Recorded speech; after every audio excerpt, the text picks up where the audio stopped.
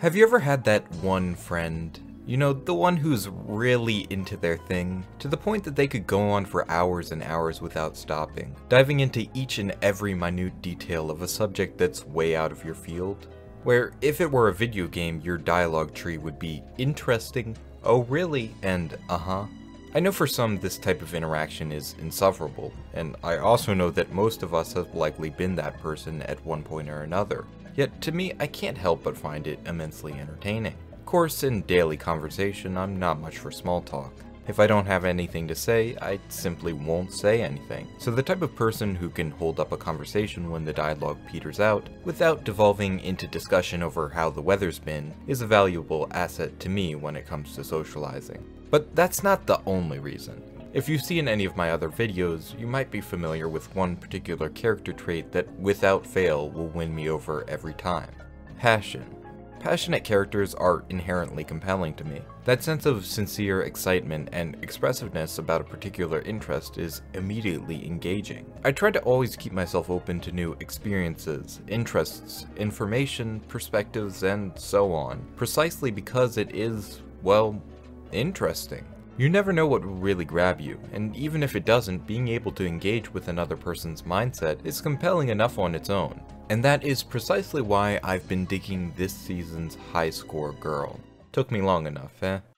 I know I said passion is an easy sell, but that relies on it being a good portrayal, which isn't the easiest to come by. When you meet halfway and cut corners, it doesn't just feel lacking, it feels shallow and soulless, asking you to be emotionally invested in something it doesn't even seem the show itself is. Particularly in the case of a show like High Score Girl, where it's not just the characters but really the entire nature of the work itself, serving as a passionate love letter to its interest of choice. It is vital that it convinces you this is something genuinely worth being interested in, not by way of a pseudo-sales pitch, but rather by creating an accurate representation of the elements and individuals which have become so attached to it. All those little unnecessary details are exactly what make it work, what make it feel real. When I went to Otakon this year, they had a High Score Girl panel where they were screening the first 2 episodes, and afterwards they had a Q&A with JC staff producer Ieji Matsukura. Please excuse the anecdotal nature as recordings were prohibited, but one note that seemed to come up again and again was just how much effort went into keeping it faithful, visiting the existing arcade booths from the time period, having real professional players play the games for the footage used in the show, even Matsukura mentioning he was at the time also an avid gamer of the same types of games they play in the show. I'm sure there were plenty of other little details I either missed or am forgetting, though I think picking apart those would be better suited to an actual insider.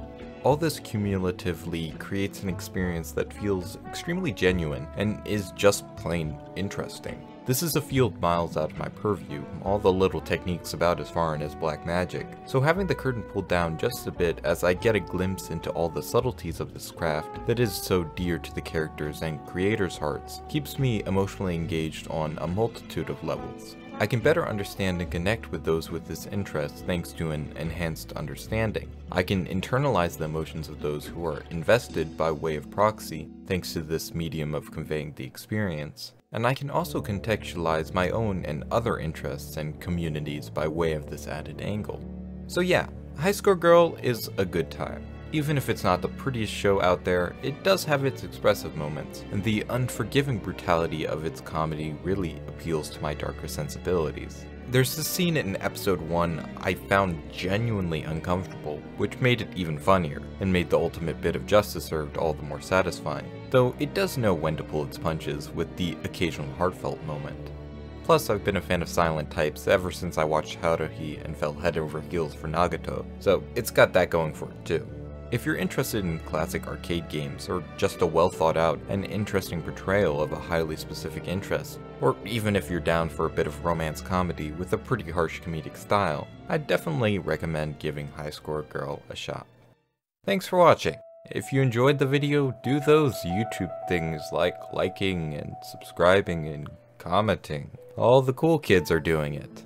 If you want to hear more of my ramblings, follow me on Twitter at Core Reviews and check out my second channel, Core's Contemplations. Links and deets for everything and more in the description as always, and I'll catch ya in the next one.